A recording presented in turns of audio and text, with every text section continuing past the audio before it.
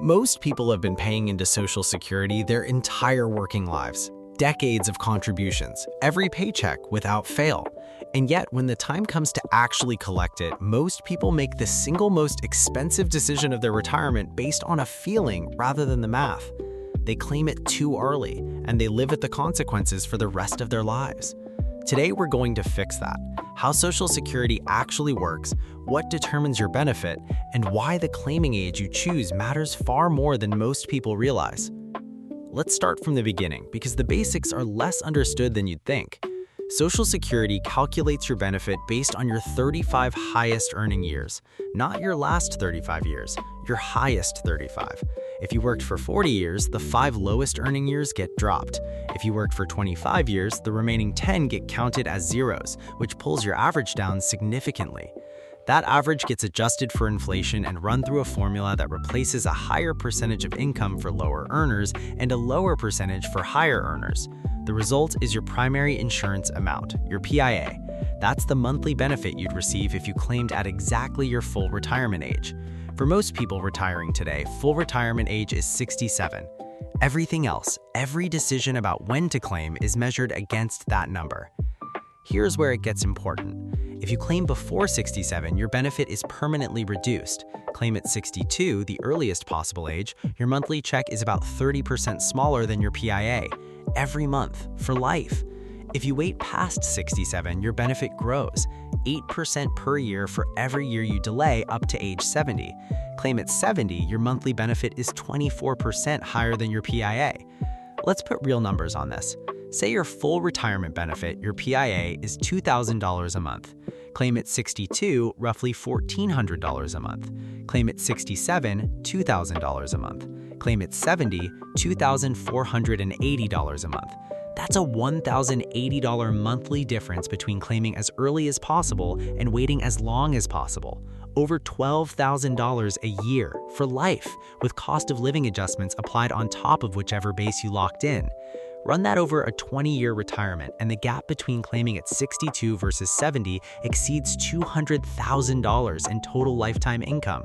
We covered the full math on this in an earlier video, but the number bears repeating because most people still don't feel it until they see it written out. So, why do most people claim early? 3 reasons, and we've touched on these before, but they're worth naming again here in context. The first is the break-even trap. People worry about dying before they collect enough to justify waiting. It's a reasonable fear. It's also statistically unlikely to play out the way they imagine. The break-even point, where the total lifetime benefit of waiting surpasses the total of claiming early, falls around age 80 for most scenarios.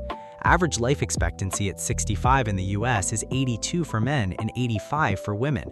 The majority of people who claim early are making a bet they'll statistically lose. The second is present bias.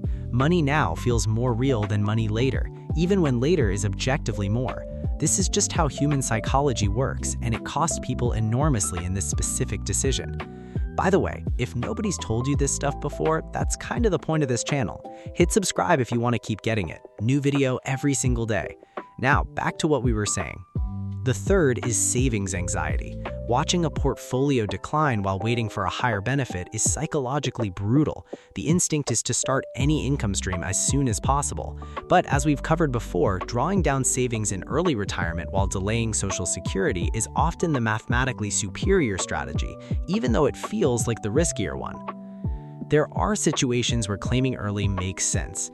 Serious health conditions that meaningfully reduce life expectancy, financial emergencies with no other options, spouses whose claiming strategy is better served by one partner claiming early while the other delays. This isn't one size fits all. It never is. But the default, claiming at 62 because you can, because the money feels real, because everyone else seems to be doing it, is a default that costs most people who follow it more than they ever calculated. One more piece that most people overlook entirely: spousal and survivor benefits.